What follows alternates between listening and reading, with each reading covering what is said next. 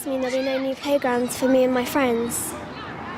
That'll teach me not to gamble and credit default swaps.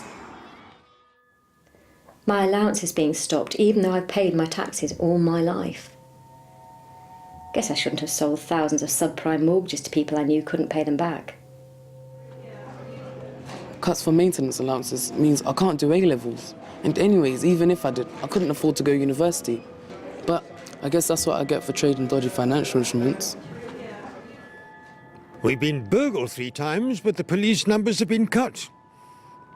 Oh, well, serves me right for crashing the global economy and demanding taxpayer bailouts. The government wants you and your family to pay for clearing up a recession caused by greedy banks.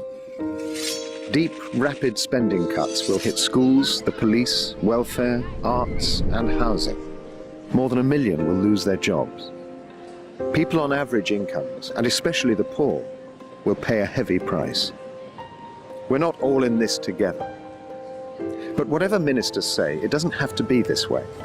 It's their political choice to try to close the deficit in 4 years, and to do it through cuts and VAT, rather than taxing those who caused the crisis, the banks and the super rich.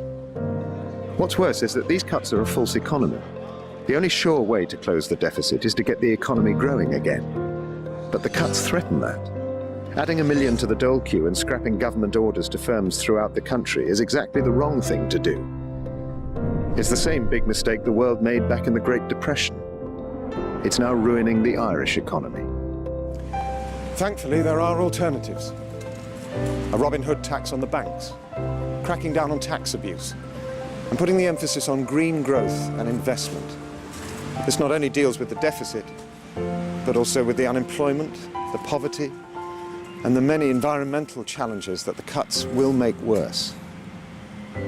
Doesn't that sound like a better future?